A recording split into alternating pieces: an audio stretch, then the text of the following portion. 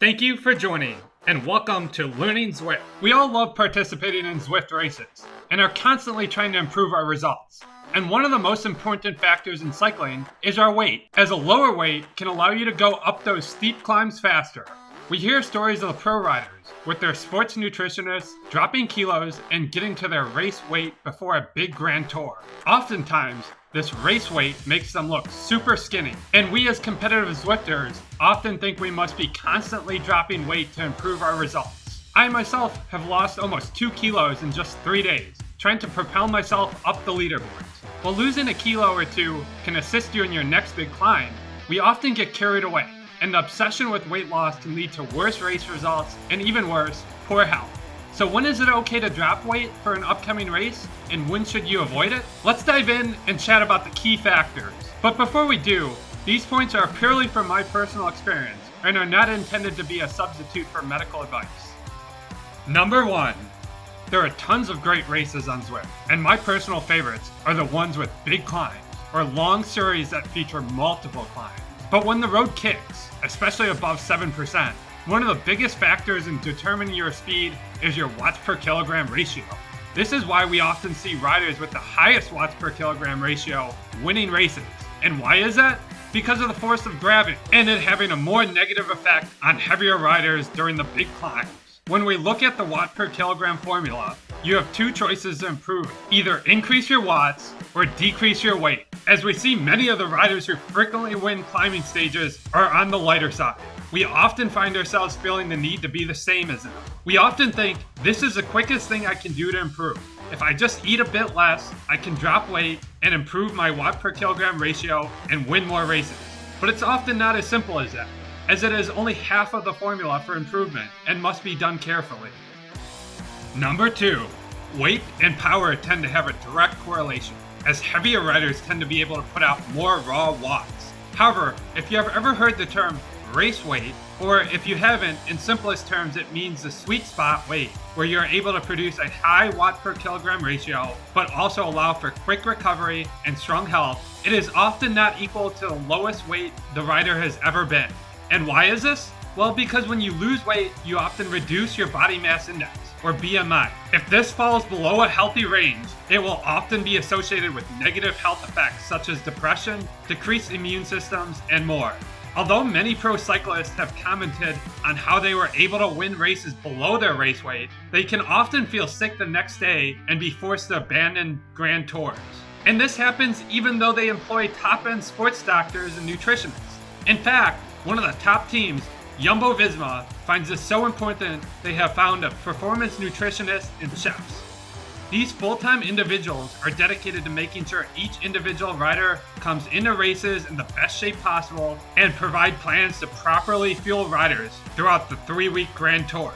Yet still, we see riders on Grand Tour teams having to abandon due to sickness. If these professionals still run into issues getting weight loss for racing wrong, we as individuals who have full-time jobs, a family, and cycle as a hobby are much more likely to suffer negative consequences of trying to drop weight.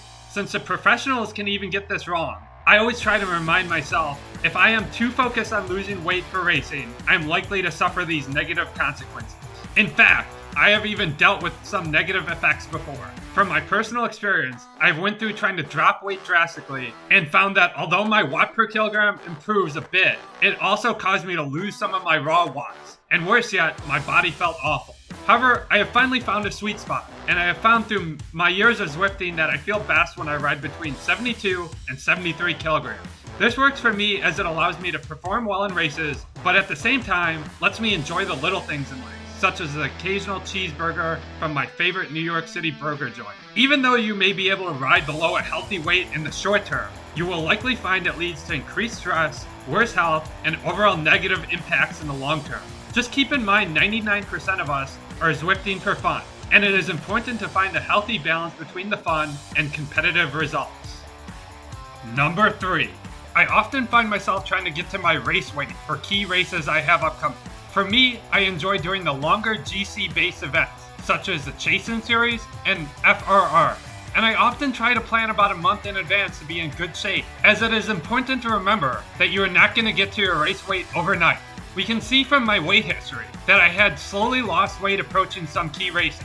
Although you will likely find what works best for you, here are some of the things I do to drop weight for the big days in the saddle. First is that I try and ride a moderate race schedule 2 weeks before a big tour. I target riding every other day and having a mix of shorter flat stages and days in the mountain, where I am required to give a big 20-minute effort. Second, I try and shift more of my meals to a healthy diet. For everyone, this is a bit different, but for me, the week before a race, I switch to a lot of fruits, veggies, and lighter on the heavier meats. Then, come 2 days before the race, I switch to a plant-based diet, which includes 3 of my favorite meals, including a vegan spaghetti, meatless taco, and a veggie stir-fry. Before any big climbing stage, you can bet I am eating one of these 3 dishes. If you have any healthy, savory dishes you would like to share, please feel free to discuss them with me in the comment section below. Then, after these days of big elevation gain, I often cook a delicious burger or steak, just something to really sink my teeth into and enjoy. And finally, I always try and remind myself of why I am racing in the first place. I am doing it for enjoyment. I constantly am reminding myself that I don't have to be number one to have fun. For me, I get a lot of enjoyment out of knowing that I have completed something difficult and shared the experience with like-minded teammates and competitors. Just keep this in mind. No matter what your result is, just by completing a Zwift race, your results are probably better than what the average person could complete. While dropping weight will often result in you improving your Zwift results and becoming more fit, keep in mind the primary reason we are on the platform is for fun. Although it can be tempting to drop a ton of weight in an attempt to improve Zwift results, just ask yourself if winning a race is the primary reason you are here. For me, I race to improve my fitness and get a team environment with like-minded individuals. While standing on the podium will always provide joy, it is not the only thing that matters. Just remember to stay healthy and enjoy your next race.